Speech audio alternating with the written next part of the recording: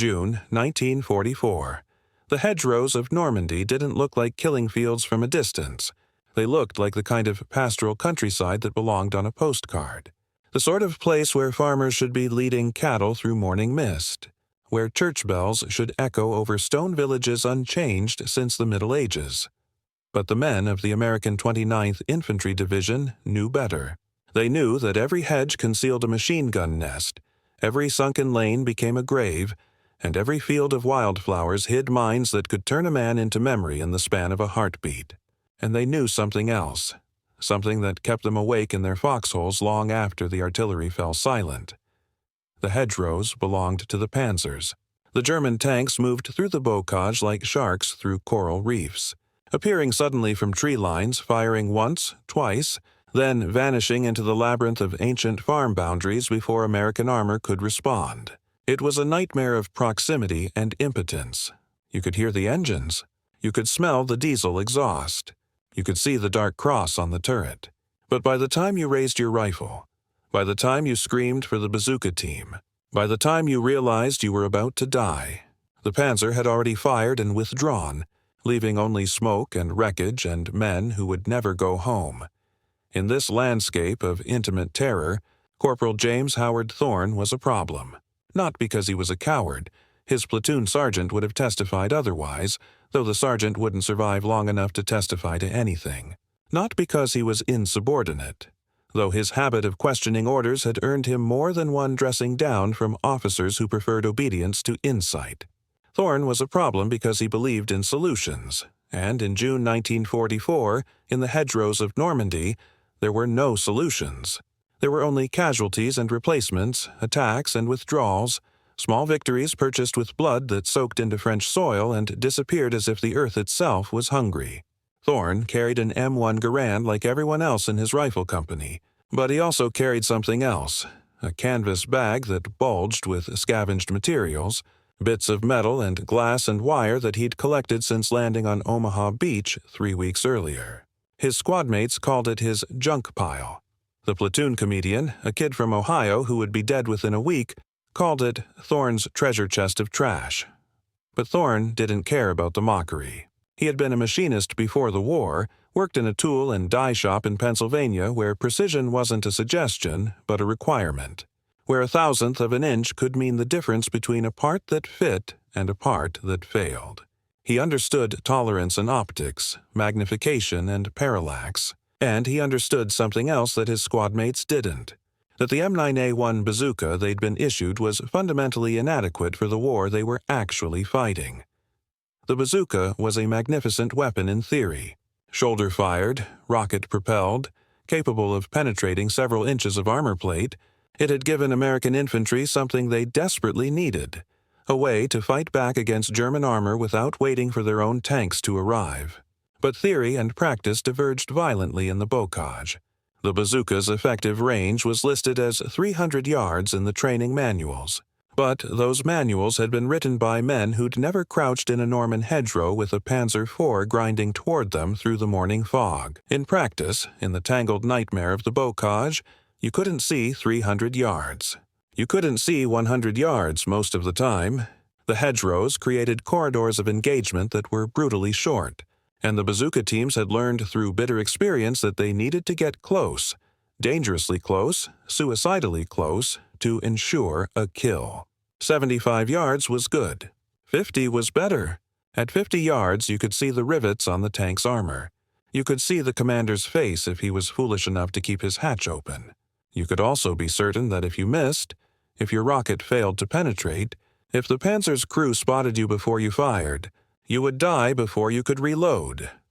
Thorne had watched 2 bazooka teams get killed in his first week inland. The first team had fired from too far away, perhaps 80 yards, and their rocket had struck the Panzer's sloped frontal armor at a shallow angle and skittered off like a stone skipping across water. The tank had traversed its main gun with mechanical precision and fired a single high-explosive round that erased both men from existence.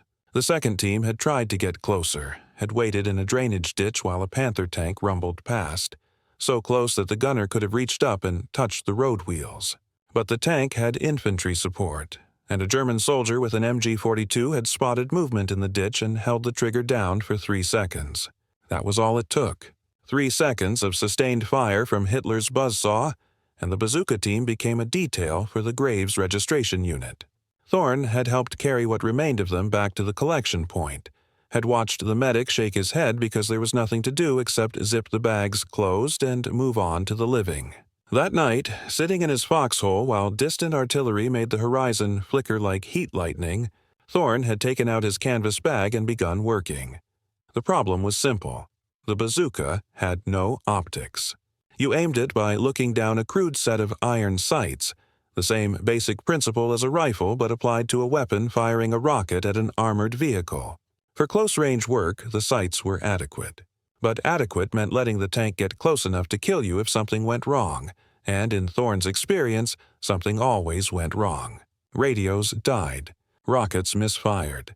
Tanks appeared from unexpected directions. Men froze. Men panicked. Men died. What Thorne wanted, what he needed, was a way to engage at longer range, to fire before the panzer crew knew they were being hunted, to turn the ambush dynamic in favor of the infantry instead of the armor. And that meant magnification. That meant a scope. The U.S. Army had not seen fit to issue scopes for bazookas, probably because the doctrine assumed that anti-tank teams would be engaging at point-blank range anyway, and probably because adding optics to every bazooka in the inventory would have been expensive and complicated and subject to damage. But Thorne didn't need every bazooka to have a scope. He just needed his to have one. He started with a rifle scope salvaged from a damaged Springfield M1903A4, a sniper variant that had belonged to a marksman killed during the initial push inland. The scope itself was intact, a Weaver 330C with 2.5x magnification, not powerful by sniper standards but more than sufficient for Thorne's purpose. The challenge was mounting it to the bazooka in a way that would maintain zero, that would survive the violent backblast of the rocket launch, and that could be adjusted for the ballistic arc of the rocket itself, which was nothing like a rifle bullet. Thorne worked in the dark, using a hooded flashlight and tools he'd scrounged from abandoned German positions, a file, a small hammer, wire cutters, and, most importantly, a German bicycle that had provided exactly the kind of tubular steel he needed for fabricating mounting brackets. He cut and filed and bent the metal with the patience of a man who understood that precision takes time, that rushing meant failure, and failure meant death. His squadmates watched with varying degrees of amusement and skepticism. Some ignored him entirely, too exhausted by the daily grind of patrols and firefights to care about what the company eccentric was doing with his free time. Others offered unhelpful suggestions or outright mockery. "You building a telescope to look at French girls?" one asked. "Maybe he's going to shoot the moon," another suggested. "Germans are right in front of us, Thorne, not on the next hill over." The sergeant was less amused. "Thorne, you're assigned to a rifle squad, not a bazooka team. Why are you wasting time on this?" Thorne had looked up from his work, his hands still holding the scope assembly he'd been carefully wrapping with electrical tape to waterproof the seams. "Because when our bazooka team gets killed, Sergeant, and they will get killed, somebody's going to have to pick up their weapon and use it. I'd prefer to not die when that happens." The sergeant had stared at him for a long moment, and something unreadable had passed across his face. Maybe respect, maybe irritation, maybe just the exhausted recognition that Thorne was probably right. The life expectancy of a bazooka team in the bocage was measured in days, sometimes hours. "Just don't do anything stupid that gets you killed before you're useful," the sergeant had finally said and walked away. That was as close to permission as Thorne was going to get. It took him 4 nights to complete the modification. The mounting system was crude but functional. 2 steel brackets fashioned from the bicycle frame, bolted to the bazooka's barrel shroud using holes he'd carefully drilled and tapped by hand.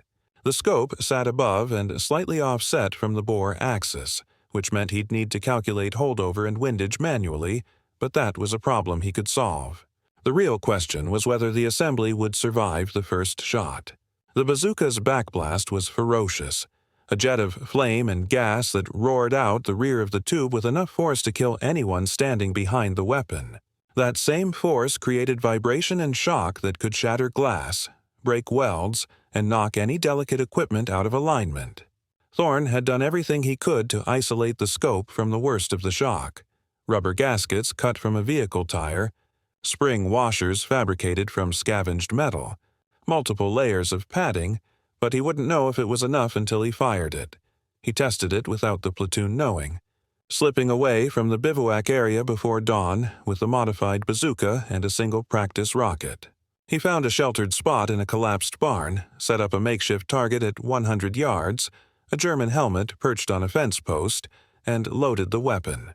The scope's crosshairs were crisp and clear, magnifying the helmet enough that he could see the dent in the crown where some long-dead soldier had taken a glancing blow.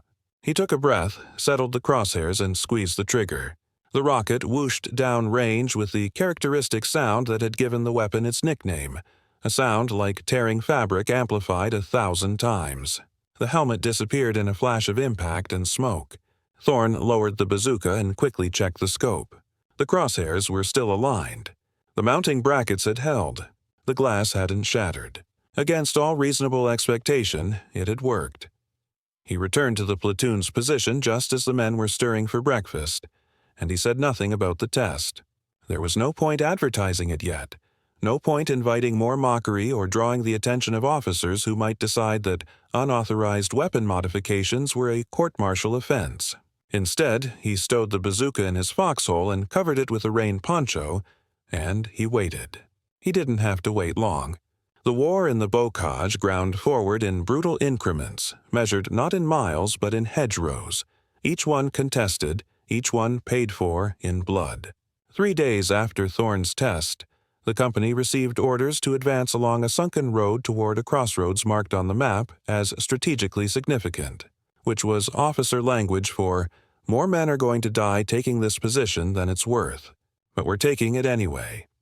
The attack was scheduled for dawn, which meant the men spent a sleepless night checking weapons and writing letters they hoped they wouldn't need to send. At 0530 hours, the artillery preparation began, American guns pounding the German positions with high explosive and white phosphorus, turning the distant hedgerows into a landscape of fire and smoke. At 0600, the barrage lifted and the infantry went forward. Thorne moved with his squad, rifle at the ready, advancing through the morning mist that clung to the ground like something alive. They crossed the first hedgerow without contact, then the second. The third hedgerow erupted with machine gun fire, and men went down screaming or silent.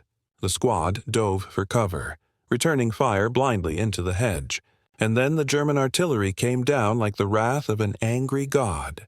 Airbursts that filled the air with shrapnel and killed men who thought they were safe in their foxholes. The sergeant was yelling for smoke, for covering fire, for the bazooka team to take out the machine gun position. But the bazooka team was dead. Both men lying in the open where the artillery had caught them, and their weapon lay beside them in the blood-soaked grass. "Thorne." The sergeant's voice cut through the chaos. "Get that goddamn bazooka and kill that gun." Thorne didn't hesitate. He crawled forward on his belly, shrapnel zinging overhead, and grabbed the bazooka. It wasn't his modified version. That was still in his foxhole back at the start line. But it was a weapon, and it was needed. He crawled back to cover, loaded a rocket with shaking hands, and popped up just long enough to aim at the machine gun's muzzle flash. The rocket streaked across the hedgerow and detonated against the thick vegetation, sending up a shower of dirt and leaves but doing nothing to silence the gun. He'd missed, or the hedge had absorbed the blast, or the Germans had been smart enough to dig deep. It didn't matter. What mattered was that the machine gun was still firing and men were still dying. Then he heard it. A sound that froze the blood of every infantryman in the hedgerows. The deep, guttural roar of a tank engine. Somewhere beyond the smoke, somewhere in the maze of sunken roads and tree lines, a panzer was moving. And it was coming toward them. The panzer's engine grew louder, a mechanical growl that seemed to vibrate through the earth itself, through the bones of every man pressed into the Norman soil. Thorne could hear the squeal of the track wheels, the grinding of gears as the driver shifted down for the approach.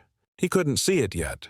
The smoke and morning mist created a wall of gray that reduced visibility to almost nothing, but he knew it was close. Too close. The machine gun fire intensified, laying down covering fire for the armor, and Thorne understood with terrible clarity what was happening. This wasn't a random encounter. This was coordinated. The Germans had baited them into the open, pinned them with the machine gun, and now the panzer would grind forward and destroy them at leisure, firing high-explosive rounds into the hedgerows until there was nothing left but meat and shattered equipment. Standard tactics, efficient, lethal. Fall back! The sergeant was screaming, but there was nowhere to fall back to.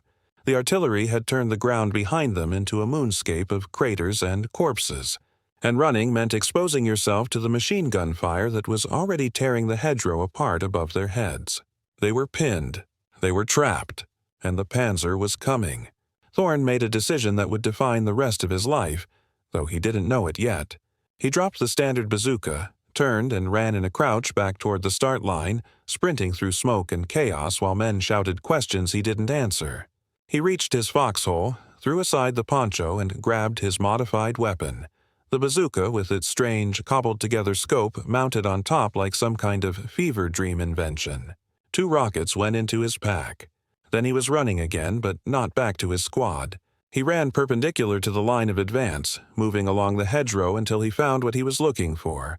A gap in the vegetation, a place where Allied bombing had torn a hole in the ancient boundary. Through that gap, the land opened up into something rare in the bocage, a long, clear sight line across an open pasture toward the German positions. He could see the panzer now. It was emerging from a tree line perhaps 1,200 yards distant, maybe more, a Panzer IV with the long 75mm gun that could kill a Sherman from a mile away. It was moving slowly, deliberately, following a farm track that would bring it directly into flanking position against Thorne's pinned platoon. At that range, with conventional iron sights, attempting a shot would have been worse than useless. It would have been suicide, revealing his position and wasting ammunition while achieving nothing. But Thorne had built his modification for exactly this moment, for exactly this impossibility. He went prone, extended the bazooka's bipod legs, standard issue equipment that most soldiers removed because they added weight, and pressed his eye to the scope. The panzer leaped into magnified clarity.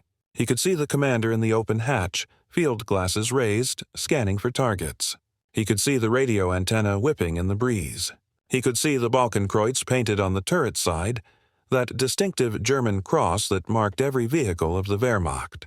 The scope's crosshairs wavered slightly with his breathing, with his heartbeat, and Thorne forced himself to calm, to slow his respiration, to think like a machinist instead of a terrified infantryman. 1,200 yards. The rocket would drop significantly over that distance, more than a rifle bullet, following a ballistic arc that he'd never tested, never calculated with any precision. He was guessing.